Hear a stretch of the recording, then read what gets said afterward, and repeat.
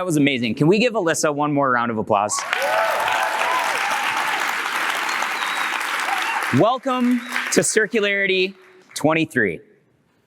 We've got 90 great minutes planned for you this afternoon on this keynote stage. It started with that amazing talk to ground us to this place, and also hopefully help us imagine grounding ourselves to our own places, wherever those may be. We'll also meet our emerging leaders. We'll hear more about this beautiful lady on stage with me, and we'll hear about the Global Plastics Treaty negotiations from 4 people who just returned from Paris and the negotiating conferences there, if they're still awake by the time we get to them. They just flew in. And so much more. So buckle up. I'd like to start by thanking you all for being here. I understand, as someone who was in corporate sustainability just over a year ago, that you are being pulled in a million different directions. You are being asked to do more with less and build your company or your organization's circularity efforts. And I am truly grateful that you've decided to devote some of your time to be here with us this week. Last year in Atlanta, we had 900 people come together to nerd out on the circular economy, and it was an absolute blast. This year, here in Seattle, we have over 1,400 attendees. The growth of this community, is just so amazing and so fun to watch from where I sit and be part of. And I encourage you all to take full advantage of this great community here this week by learning together, by taking advantage of our many networking opportunities to build new connections, and maybe even as important, having fun together. I'm also grateful to be in this city and to bring circularity to the Pacific Northwest.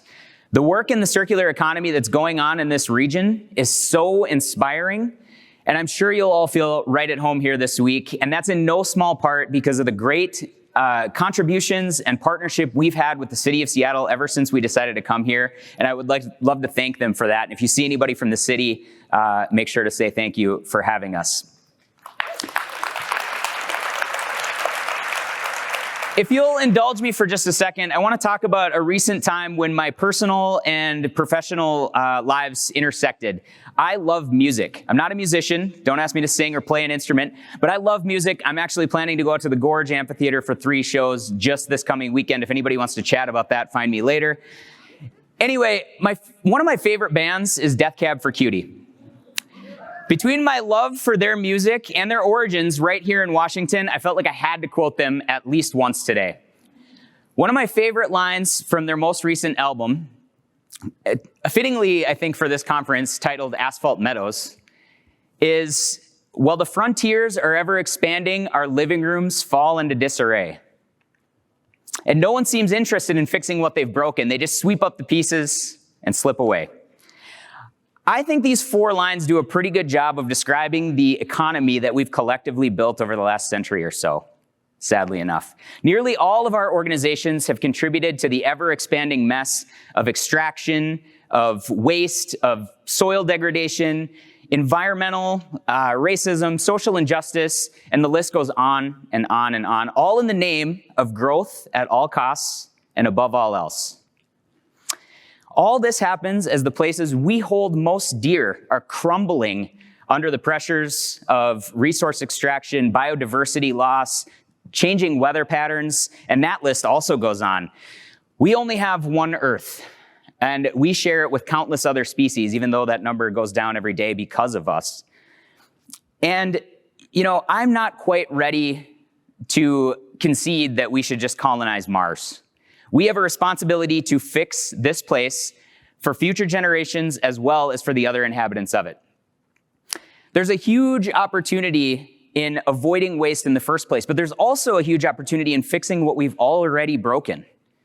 We've swept everything away so far by pumping more plastics into our waterways, more synthetic chemicals into our soil, and more carbon into our atmosphere, all to serve our convenience-driven throwaway economy. In order to step past this broken system and into the future, we need a modern, post-industrial, circular revolution. One that is able to step in and clean up all these broken pieces and find new high-value uses for them. Better yet, let's avoid those broken pieces in the first place through durability, repair, refurbishment, remanufacturing, and reuse. A new circularity gap report by Circle Economy and Deloitte recently reported that global circularity has actually decreased from 9.1% in 2018 to 8.6% in 2020, now all the way down to 7.2% in 2023.